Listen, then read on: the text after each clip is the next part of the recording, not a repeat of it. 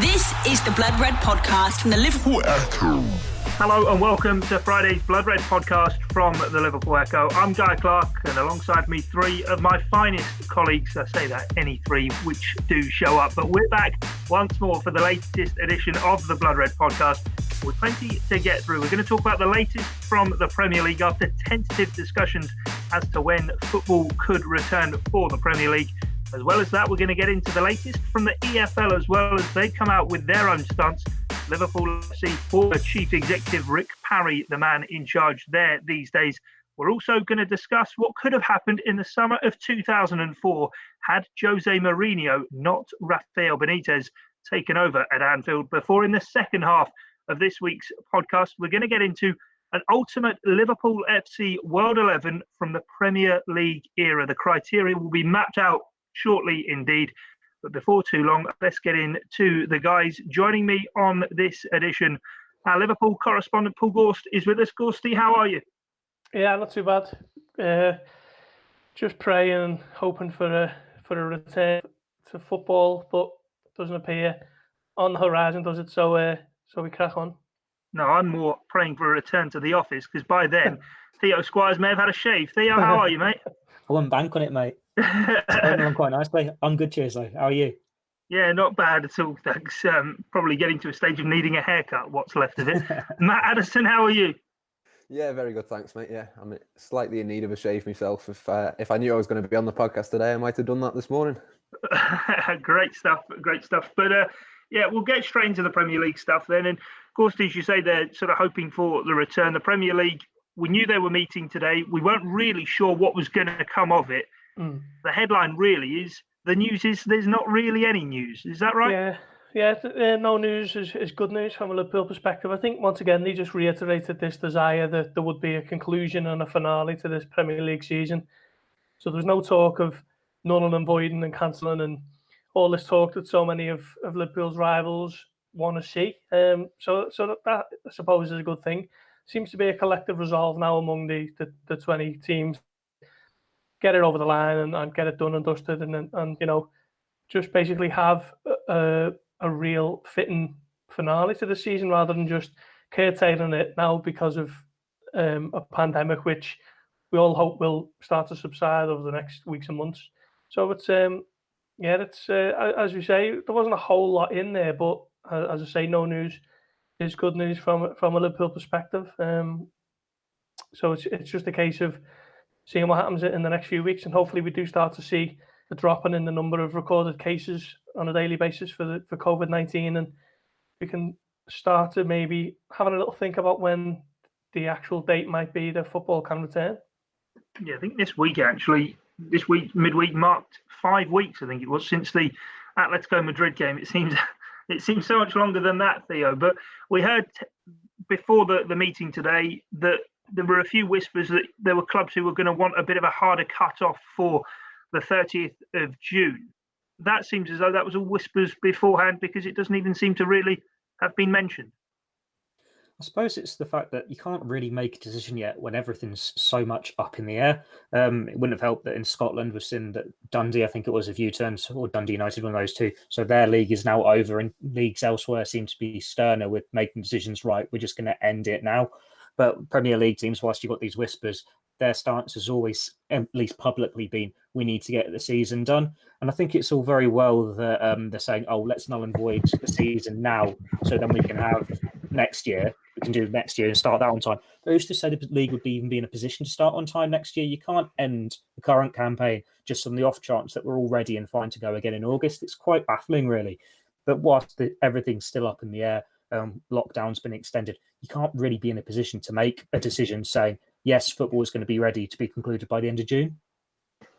Yeah, it is a weird one, but we've got the issue with the contract and all sorts like that. Obviously, from a Liverpool persuasion, that doesn't really come into the fold. Yes, Adam Lallana is going to be leaving the club, but that's really all that it is to it. But there is obviously that growing feeling, I suppose, from clubs further down the table. Bournemouth, for example, who have Harry Wilson. He's their top scorer, I still believe. And they're going to want to make sure that they keep him. But financially, if they go down, the extra bit of money they spend on keeping him on board might actually be money that they didn't really want to have spent before. Yeah, I mean, that obviously is something that would need to be looked at and thought about. But I think, we've already seen in the last couple of weeks that FIFA are starting to put into place regulations and sort of things to help that out. So I just think that at this moment in time, the priority just has to be to sort of find a best way of doing it. I don't think there is an ideal way or a way that every club will agree with. I think we've known that for the past 4 or 5 weeks since we stopped. So it's almost like a best of the worst case scenario, isn't it? Because, at some stage, someone is going to disagree with whatever happens ultimately. And, whether that's for financial reasons, whether that's for sporting reasons is kind of the debate that you've got to weigh up. I think the money side of it, as you say, is always going to play a big part of it. But as much as a club like Bournemouth might say, well, it's going to cost us a little bit extra to keep Harry Wilson, and there's other clubs in similar positions. I think there's equally a lot of clubs like Sheffield United who might say, well, financially, it's going to be a massive hit for us because we might get into the Champions League. So, there's always two sides to every story, and finances are going to be, I think, the biggest thing to determine what happens next. But, there's no easy solution, let's put it that way. Is one thing that could have happened, perhaps, Gorsty, that fans were in some way put out of their misery of knowing that this season is going to get concluded behind closed doors? Because guys like us on podcasts and all sorts, we hear a lot of the time, well, we're likely to see this season end behind closed doors. Rick Parry from the EFL has written an open letter as the chief executive today saying that delivering a successful conclusion to the season remains our goal, but at which point that you, talking to supporters, will be able to attend games again remains unclear. Perhaps the Premier League could have taken off that league, did they not? And actually given us some sort of formal declaration. Gorsty, can't hear you. Hopefully we'll get pulled back. Theo, I don't know if you want to take that one on, and Gorsty will hopefully be back with us quite quickly. Yeah, I think we've gotten to a stage now where fans, they just want to see the teams play football again. Like, you sort of accepted the fact that it is going to have to be behind closed doors. And I suppose the first time officially someone said, yes, this is going to be what's happened. The Premier League, they probably should have come out and made it a joint statement like we've seen all the way along.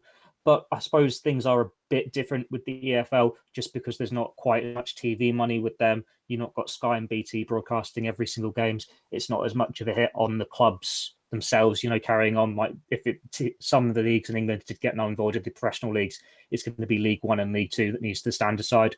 Whereas the Premier League, with those finances, they can afford to keep on going, and it's more watching these games. But with the games behind closed doors, I think there's been whispers that they might just make every single Premier League game put that all on TV. I think FIFA have already announced that they've scrapped the 3 p.m. window, haven't they, for games not being televised.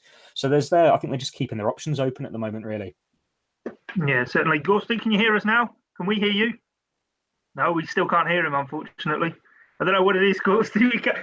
We can see you. We can see your mouth moving, but unfortunately, at the minute, we just can't quite hear you. Hopefully, you'll get that sorted sooner rather than later. But Matt, then, on the issue with the EFL, then, the fact that they are saying, obviously, at what point fans being able to attend games remains unclear. I suppose that if next season does happen, Gorsty, I think you're back, are you? I think we could hear some rustling there. It might just be the big man. But Matt, in terms of fans, even if we get into next season, we're not even sure if next season, if it would start in August or September, if fans even by that stage would be allowed back. No, I mean, I think the likelihood from what you read at the moment is that fans won't be back at that stage. I think, the first few months of next season could be behind closed doors as well. And that pretty much underlines why it would be a ridiculous situation to null and void this season when there is that uncertainty over next season as well. And, it just sort of further underlines the point that, as much as some clubs might, not have a great deal to play for this season, there's no guarantee that, come the start of next season, when that certainly wouldn't be the case, everyone starts at zero again, everyone then will have something to play for. And what if it gets stopped again? We've seen, various medical bits of advice saying that the coronavirus might go away during the summer when the temperatures get higher and then come back maybe next winter. There's so many things that you would have to account for. So I think, it just goes to show really that the priority has to be this season because, like you say, with fans, with medical facilities, with everything going on at the moment, what's to say that, in 12 months' time, we could all be sat at home again in a very, very similar situation?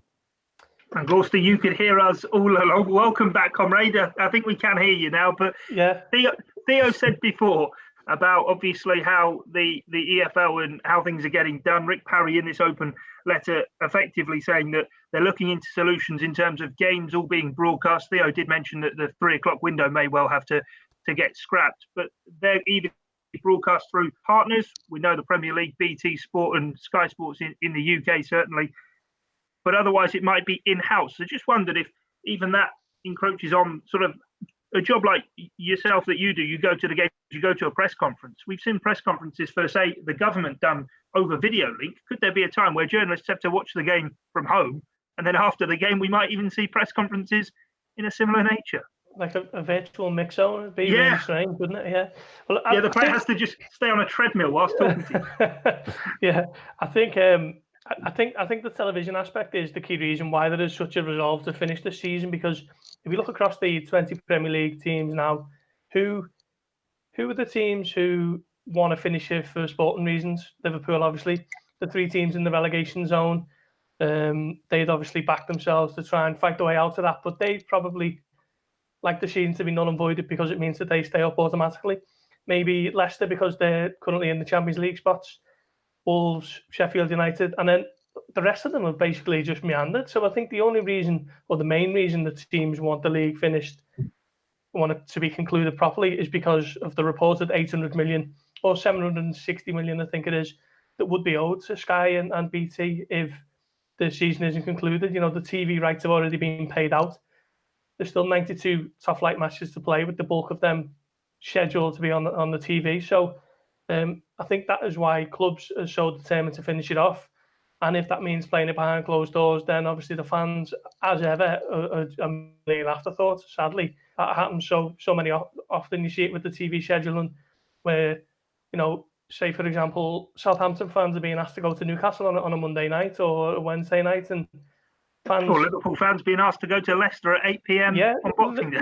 Liverpool went to play Brighton later this season on a Monday night. You know, you can't actually go much further. So I think it is generally down to the fact that so much money would be owed if the season doesn't get completed. There's talk of Burnley, if the situation stays the way it is, they haven't got enough money to last until August.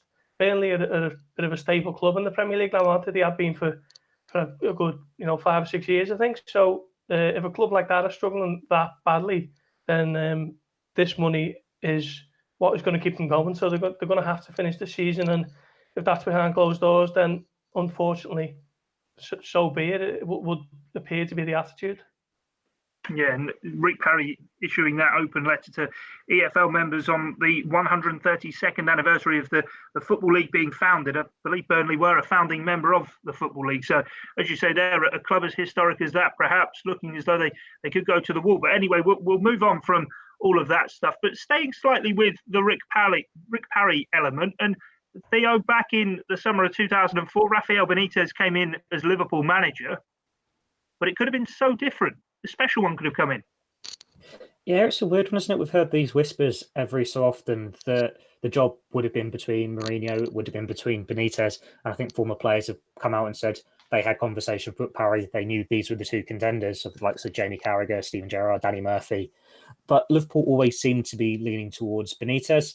I think Liverpool fans of a certain age, well, most of us, all of us who watched this, will be remembering Liverpool getting absolutely battered by Valencia in the Champions League in 2002, 2003. Liverpool played in a couple of friendlies as well, and Valencia always looked so impressive. Like, you can list off some of their star names from that era, like Pablo Aimar. They just so many good players, and they're a good team to watch. They obviously won the Liga, and Benitez, he grabbed the eye, and then Mourinho, he's gone and run down the touchline with Porto, knocking out Manchester United, went on to win the Champions League, and they were the 2 hot managers at the time. And it always seemed like Benitez was the fit for Liverpool, whereas Mourinho was the fit for Chelsea, and we've just assumed that both clubs went their separate ways, got the manager they wanted, they were happy with the targets. Chelsea ended up winning the Premier League, Liverpool ended up winning the Champions League. Everyone's happy. But then this new book that's come out, or is coming out, it's claimed that Liverpool actually made an offer to Mourinho. He'd agreed to take over as manager, but they asked for them to wait until Houllier had left the club. And in that time, Chelsea swooped in and got him to agree for a better deal there. So, weird one. Yeah, and Gorsty with Mourinho obviously going to Chelsea, and the rivalry that then built up between Liverpool and Chelsea. I suppose thinking now of Jose Mourinho being the Liverpool manager probably doesn't quite sit right, does it? No, I couldn't ever imagine a scenario where Jose Mourinho is manager of Liverpool. But yeah, it nearly happened, didn't it? In 2004, when it was certainly Benitez and Mourinho were the emerging coaches of Europe. Benitez had won the league a couple of years earlier with Valencia, finally knocking Real Madrid and Barcelona out the way, and then doing it again later that summer in 2004. So he was probably the highest rated coach in Europe, and then Mourinho had gone and won the UEFA Cup in 2003 and then the Champions League a year later. So those two were two of the hottest properties around. So Liverpool, I mean, they scraped into the Champions League on the last week of the season when Newcastle got beat by Southampton.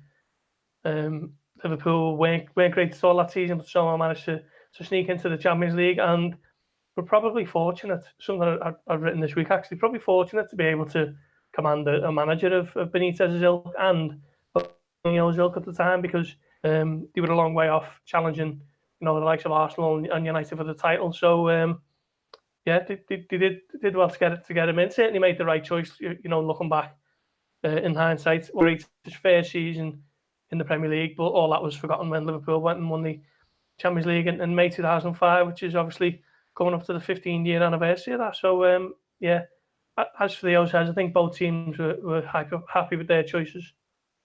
Yeah, certainly, Matt. And I suppose formative years for you, supporting Liverpool and everything, all under Benitez. Glad that it wasn't under Mourinho. While Benitez may not have played the most open and expansive of football, he did, of course, bring the likes of Fernando Torres to Anfield.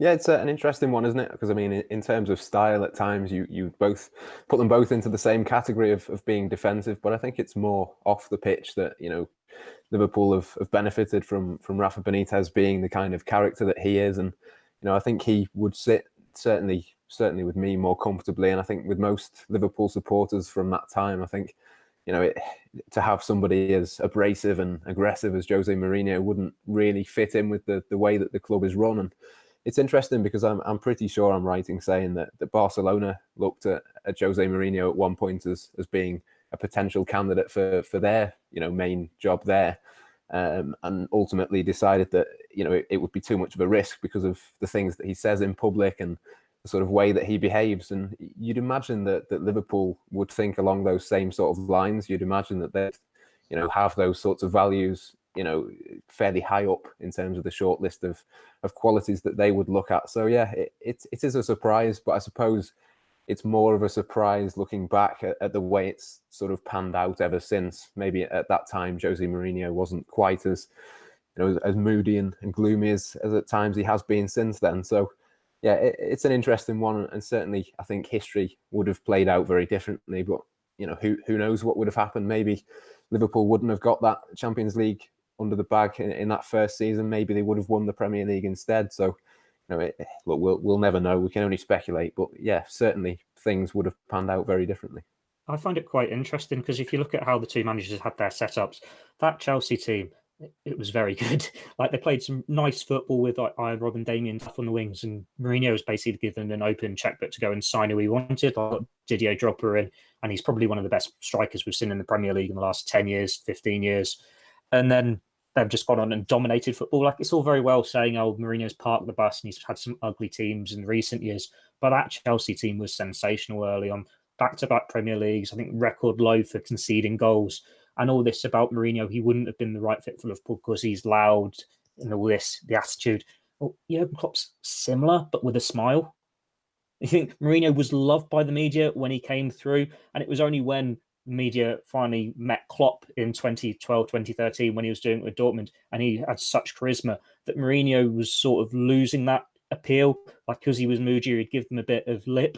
Whereas when he first came through, he was viewed the very same way. It's just interesting how it's all changed as we've gone along, because it's not as though Benitez was someone who was always laughing and joking with the press either. They've got certain ways, but it's one way you can't say Benitez would have been great for Chelsea or Mourinho would have been great for Liverpool, because Mourinho, he did a great job with Porto. They were never expected to win the Champions League, same as Benitez did with Liverpool. But it's impossible to imagine Mourinho going and knocking out, say, Juventus with the likes of Anthony Latalak, Igor Bishkan, Jimmy Traore, then going and winning that final after being 3-0 down and all that. He's very loyal to his players. He's very loyal to the fans. So there were elements there that could fit. But the same as Benitez, he's always wanted a team where he could go and spend whatever he wanted, bring in any player he wanted, and he would have had that at Chelsea. It's a very interesting sliding doors moment for both of them. Yeah, certainly. Very, very interesting indeed. Well, for the second half of this edition of the Blood Red podcast, as mentioned at the top, we're going to go through an ultimate Liverpool FC World 11 from the Premier League era. You may well have seen these going around on social media. Jamie Carragher, I think the man who came up with the idea, Steven Gerrard's also had a go. They've set up World 11s where they can only have one player per nationality, but those players can't have played together. Obviously, from a Liverpool perspective, that doesn't quite work for us. So we're taking off that caveat. But what we are adding, we're making it so you can only have 3 players of the current squad. We've all selected a team. We're going to go through the team. Obviously, Blood Red, we so often do team selections, but 5 weeks without football, we've not had a chance to do one. So, Gorsty, I know you've been in to go through a team selection on Blood Red. So we're going to go through one. Rules being only 1 player per nationality in the side and only 3 players maximum of the current squad. We'll list the contenders and we'll sort of all for who we've gone for. The goalkeeping position, I suppose, right from the top, probably one of the hardest to go for. Yeah, I was weighed up going with Alisson Becker, but that means I might have had to have lost one of my 3 outfield players from this current squad. Simon Mignolet played 200 games for Liverpool. I don't think he's as bad as some fans like to make out. I thought he was dependable for a couple of years. But I've gone with Jerzy Dudek, Poland. Obviously, not too many other Poles knocking about for Liverpool. Won the Champions League with Liverpool. Was man of the match in the League Cup final in 2003, I think. So he's my pick. Yeah, he's a strong contender. I have to say he was very high on the list that I had written down as well. Theo, one name that Gorsty hasn't mentioned there is Pepe Reina. Yeah, Pepe Reina is a contender, but I think the issue with Reina is he's Spanish, and Liverpool are fortunate to have had so many good Spaniards over the years. The obvious 2 are Fernando Torres and Xavi Alonso, but you can think of Alvaro Arbeloa if you wanted him at right back, Luis Garcia. They've always had these good players, and I think you messed us over a bit with this because you only dropped this 3-player rule just before we went on air. So I'm sitting there thinking, I'll put Addison in goal, it's fine. But now Liverpool have picked up with the goalkeepers, and I'm sure we'll get along to it as we go along and we choose our 3 players. You either have one of the 3 as the best goalkeeper in the world or the best centre-back in the world. And I'm guessing from Gorsty's gone for the best centre-back. I'm the same. We'll see what Matt says. So are you going with Dudek as well in goal? Yeah, it's the easy one. He's won the Champions League. There's no other Poles. I might change my mind at the end if I realise I've got a spare one going, but it's Dudek at the moment. Right, I have to say, I actually initially had plumped for Reina. I'm going to actually stick with Pepe Reina. Matt, what are you saying? Yeah, I'm going with Pepe Reina as well. I know Theo's mentioned a few Spaniards, but having mapped out my team on my notepad down here, I think my Spanish pick is going to be Reina because there's a fair few midfielders. So unfortunately, Xabi Alonso has to miss out at Pepe Reina's expense. Yeah, Pepe Reina, a man with 285 Premier League appearances. Jerzy Dudek, though, still well over 100, 127 for him. Well, let's move into the defence then. Are we all going with back 4s, or is somebody going to go early Premier League era Liverpool back 3? Oh, it's actually a 4-2-3-1, man. 4-3-3. 4-2-3-1 for me as well. I've gone 4-3-3 as well. So we are getting a few splits arriving along the place. Right, let's go into right back then, because I think the 2 fullbacks are probably where, with all due respect, probably the less quality of the previous eras. Obviously, Trent Alexander-Arnold and Andy Robertson at the moment in those positions. But come back round the other way. Matt, who have you gone for as your right back? At right back, I've gone for Steve Finnan. I think just mainly because of the nationality. Obviously, there's been a few different right backs. Glenn Johnson was a decent player for Liverpool, and of course Trent Alexander-Arnold at the moment. But I think, to get another Englishman into the side in a different position, which I wonder who. I'm sure you can probably guess who that'd be. But yeah, I'm going to go with Steve Finnan. Theo? Yeah, with the right backs, it's thinking back. Quite a lot of them are English. Just going all the way back, like right back to Rob Jones, Glenn Johnson, Trent Alexander-Arnold now. So it comes down to the 2 nationalities that are a bit different. Steve Finnan's one, but I'm going to go for Marcus Babbel. I'm a bit older than that, so I can remember him at his plump a bit more. And if it wasn't for illness, he would have been a great servant for Liverpool for a bit longer. he was a quality player. He was astonishing in the treble season, so he gets my vote. Thought for a moment then you were going to say Jason McAteer. Gorst, are you going with McAteer? No, I'm going with the same one as Matt. Stephen, and I love Trent, but again, we can only have 3 from the current side. I love everything that Trent stands for, but I've got 3 in ahead of him. So I've gone with Finnan, although Marcus Babbel is a very, very good shout. I haven't used any other German, so he could have easily slotted it in. Not a typical fullback, as in the way the game looks at fullbacks now. He was very much a functional centre-back who played at right-back, if you like, but he'd have had he already did have an excellent career for that 2001 season, but unfortunately was struck down with Guillain-Barré syndrome and never really reached those heights again, but a fantastic player he was. Great free transfer. Yeah, certainly comes from Bayern Munich, and I have to say, Theo, I've got a German elsewhere in my team that I was very much contemplating, so that's another split decision there for me, because I'd completely forgotten about Marcus Babbel. The other player I was going to mention was Alvaro Arbeloa, who came in. Obviously, Rafa Benitez brought him in, and again was a very solid and functional part of the team for Rafa. Anyway, centre halves. We'll go as a pair straight away here. Theo, you've not gone first yet, so up to you, mate. I'd imagine this one's going to be unanimous. It's going to be Virgil van Dijk and Sami Hyypiä. I'm not putting Wijnaldum or Kout in. Van Dijk is the best Dutchman, so he's in. And then Sami Hyypiä, well, it was a choice of him or Daniel Agger. Agger had his injury problems. Sami Hyypiä is a Liverpool legend. He was at the club for so long, won so many trophies, so many big moments.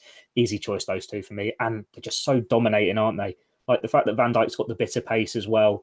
It would be such a scary partnership to come up against. It'd be so solid. Was anyone tempted here to, I know we've obviously got Steven Gerrard to come, but go for Liverpool's most appearance maker in the Premier League? Jamie Carragher, the man whose idea we're basically ripping off here, or did everyone stay clear of Carragher? Yeah, I gave Carragher a thought. 737 appearances for Liverpool, incredible servant, played pretty much in every position, didn't he, before settling in as a centre-back. And that 2004-05 season, he was probably one of the best in Europe. I think that kind of goes under the radar a little bit, how good he was as a centre-back for a good 3, 4, 5 years. But I think even without any kind of restrictions, I'd still be naming Sami Hyypiä and Virgil van Dijk. Virgil van Dijk is the best defender I've seen at Liverpool. It's going to be some player to ever be better than him, I think, as a centre-half at Anfield. So it's got to be him. And Hyypiä is a little bit of a hero man as well. Well, nearly. Theo said I put on the 3-player rule before we went on air. I very nearly went harsher, and when they had to have played 100 Premier League games, of which Virgil van Dijk's only made 81 just now. But had he not made it, Matt, who else would you have had in the thinking? Yeah, certainly. Jamie Carragher was one that crossed my mind, and Daniel Agger as well was one that popped into my head. I used to like him a lot, but the two that I went with was Van Dijk and was Hyypiä. I just think you've got to put Van Dijk in there. I think certainly the best defender in the Premier League era for Liverpool, so he goes in. And then obviously Sami Hyypiä was a fantastic defender and comes with the added benefit of being from Finland. So there we are. I take it at left back, we've either got another Scandinavian or a Scot. Matt, come to you on who you've gone for as your left fullback. Yeah, I've gone with John Arne Riise purely because of the 3-player rule. I would have loved to have stuck Andy Robertson in there because I do think he is a much better player, but I think Riise had some good moments for Liverpool, and in order to fit the likes of Van Dijk and a couple of others in, I've had to pick somebody who's not playing at the moment. And there's not been too many brilliant left backs for Liverpool over the last few years. Of course, that was a problem until very recently, until Robertson came in. So it wasn't an easy pick, but yeah, John Arne Riise had some big moments for Liverpool and was an important player. So that's who I've gone with. Could smash a free kick as well, notably against United. Gorst, who have you gone with at left back? Well, you probably need your toes to pick the amount of bad left backs that Liverpool have had in the Premier League era. And you probably count on one hand the amount of decent ones they've had. I haven't actually got a Brazilian in mind, so I was tempted to pick Fabio Aurelio. But to be honest, I don't really remember Fabio Aurelio. I think he's more of an ideal. He's more of a concept than he is an actual footballer. He was perennially injured, and okay, he was neat and tired, and he looked good on the ball. But I can never really remember much of what he did, other than a goal against Chelsea and a goal against Manchester United. So I've gone with John Arne Riise, who played for 6 years or so, 6 or 7 years. Won plenty of trophies in that time, so it's got to be him. Yeah, 234 Premier League appearances for Risa. I've got him in my team. Theo, are you going to make it a clean sweep? Well, I did consider a different Scandinavian, and that was Stig Bjorneby, going back to the mid-90s. Just because before Trent and Robertson came along and made these sensational assists, he was the original one, but that was more in a 3-5-2. I think it was 96, 97 when he was just incredible, and he set the record at the time then for getting assists. But I don't quite remember him playing, so I couldn't really justify a decision choosing that just because of little clips I've seen on YouTube or season reviews or whatever. John Arnorisa, yes, he was there for so long, but he was better in midfield than he was a defender. And it still hurts, that Chelsea own goal. So as much as Aurelio had his injury problems, I loved him as a player. He was so fussy, so good on the ball. If he'd stayed fit, he'd probably be one of Liverpool's best left-backs before Robertson came along. So just to be different, I'm going to go Aurelio. And like Gorsty, didn't have a Brazilian in. So you've got to have a Brazilian, don't you? Liverpool have got this relationship with Brazil now. You can't ignore them. Don't care. Yeah, Fabio. Yeah, not like you to be different, Theo, just for the sake of it. But no, exactly. We go on. I thought for a moment when you said I've gone different, I thought you were going to go out of Destainer, but thankfully you didn't, mate. We'll move into the midfield. Either though, so you never know. We move into the midfield. We've all gone with a three-man midfield in some way. So let's start with our purely, I suppose, destructive, deepest number 6, as we call them these days. Gorsty, you're up first. Javier Mascherano just edges out Didi Hamann.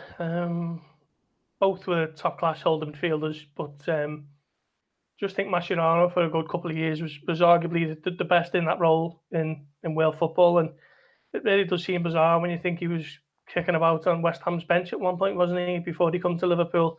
Liverpool paid a fair whack to bring him to Anfield as well at the time. I think it was around about 18 million, which wasn't shy off the record they paid for Torres in 2007. So just shows you how highly Benitez thought of him, and he paid Liverpool back. He was a big part of the team that went to the final in 2007, and a big part of the team that finished second in 2009. So it's got to be Mascherano, just ahead of Hamann.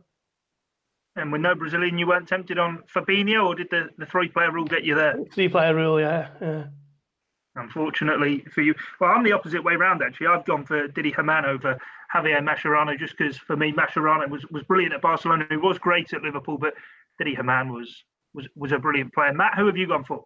Yeah, I've gone with Mascherano. I think obviously the destructive element of his game was something that stands out, but the fact that he went on and played for Barcelona for so long shows just how good he was on the ball as well, and some of his passing ability was, I think, a little bit underrated, because maybe you compare him to Xabi Alonso, who he played alongside. So yeah, I've gone with Javier Mascherano, and yeah, the same as Gorsty. If I could have picked Fabinho, then I would have done, but unfortunately 3 players in the team, so yeah. And Theo, have you gone Momo Sissoko? No, I've gone Mascherano as well. Like the others, Fabinho was considered, but the 3-player rule. And this is probably going to hint at who I could choose next, but there are certain relationships in the team that meant it was always going to be Mascherano. Okay, well, we'll get into the other 2 central midfield players then. Gorsty, again, you kick us off here, mate. Just name the 2 of them, the other 2 that you've got in the midfield 3. Yeah, it's the best midfield in the world, isn't it? Xabi I was going to say that line. Yeah. There was a reason the cops hung it for so many years. So it's Mascherano, Xabi Alonso, and Steven Gerrard, who just the perfect blend of everything you'd want in the midfield. I don't need to add to that. Exactly what Gorsty said. And Matt, are you completing that, or? I've gone with Steven Gerrard, and I've gone with Felipe Coutinho as well. Using up my Brazilian in a sort of a number 10 role in a sort of 4-2-3-1. So yeah, of course you could have gone with all those players, but I just thought to get the best out of the goalkeeper, I thought I'd go with Pepe Reina. That meant I couldn't pick Alonso, so yeah, Coutinho comes in. Yeah, I also had Reina in my side, and because this is a fantasy side that's never actually going to play, get as many attacking players in there as possible, I've gone for Gerrard and Coutinho as well. Well, lads, we're now into the front 3. We might as well all name them, and I imagine the way this is shaping up, we've probably got all the exact same forward 3 players. Theo, you can line up your 3 and we'll then all talk about them. Well, Titi Kamara's the striker. Luis Suarez, Sadio Mane, Mohamed Salah. You can't really think of, I don't think Liverpool have had any other Egyptians. Won't speak about the other Senegalese players they've had. So Sadio Mane is the obvious one. And it's like, I think when we all choose our teams, it's like, Uruguayans, well, I'm not putting Coates in, Luis Suarez, rubbing our hands. It's a mouthwatering front three. It'd be great to see them play. Sadly, it's just going to have to be a fantasy. But yeah, that completes the team. And obviously, we've seen Sadio Mane become an absolute phenomenon playing on the left-hand side. But I was looking through a few names, and one that did take my fancy, a player I did quite like from afar, was Patrick Berger. I wasn't going to choose him over Sadio Mane, but I did think he was probably worthy of a mention, Gorsty. Yeah, Berger was a fantastic player, wasn't he? He arrived after Euro 96, I think. Him and Karel Poborski were the ones who kind of caught the eye for Czech Republic in Euro 96, and he was a very good player. I think he was someone who struggled a little bit with injuries towards the latter part of his years at Liverpool, but during that late 90s period under Roy Evans, he was excellent. He had a fantastic left foot. I think we all remember that free kick at Old Trafford, don't we, in the green kit. He was a very good player, but he was never going to get in ahead of Sadio Mane for me. No, Matt, looking at that forward three, your mouth waters just even thinking of the prospect of it lining up together.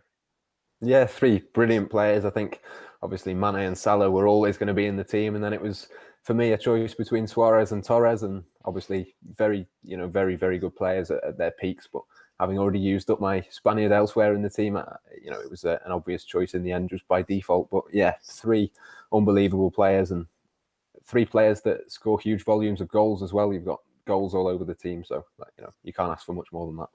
I did consider a couple of curveballs, which people won't have considered. So no, I'm going to say Welsh.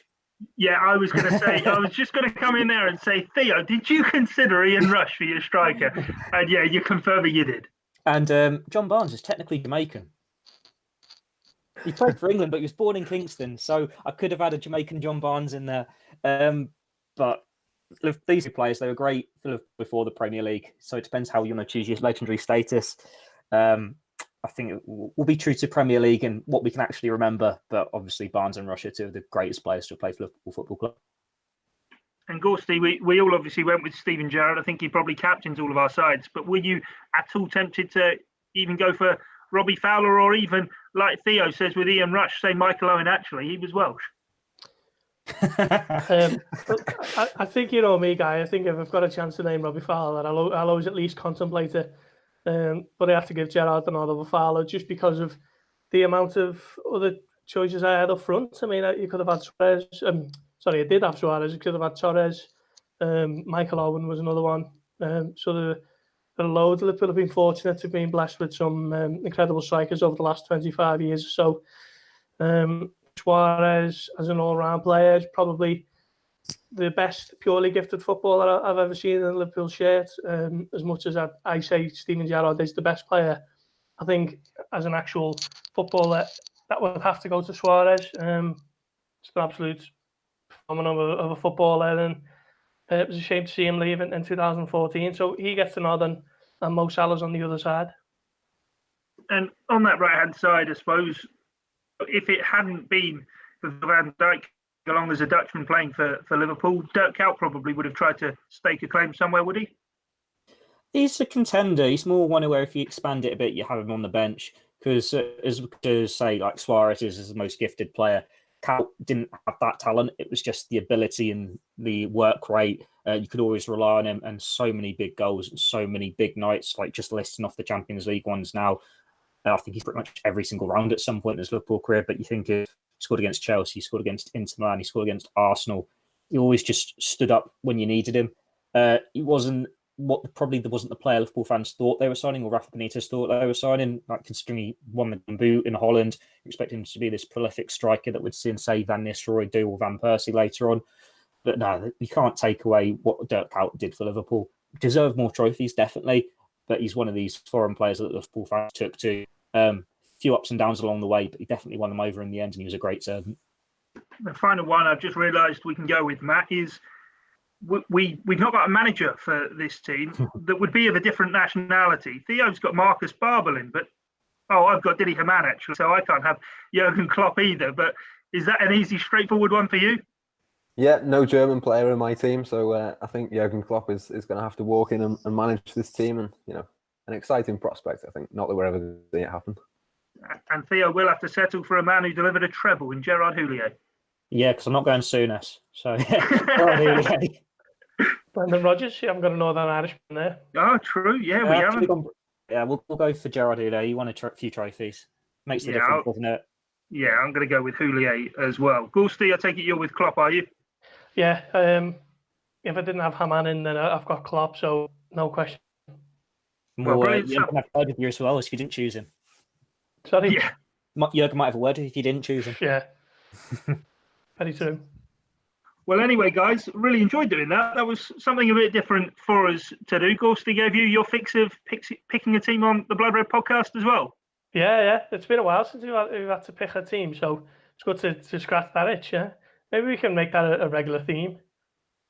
Yeah, we just have to try and work out different things, and I can just try and crowbar different criteria to mesh you all up at the last turn. But anyway, guys, thanks a lot for your time, and also thank you to you listening in as well. As always, really appreciate your company here on Blood Red. Also, just some quick news from us at Blood Red. You may have heard it at the start. We've recently changed over where we're hosted to Global Player. So if you could download the Global Player app and listen to us through there, there's no difference if you listen on any other platform, just you'll get us first on that platform. But anyway, thanks from all of us here at Blood Red. Until next time, it's bye for now.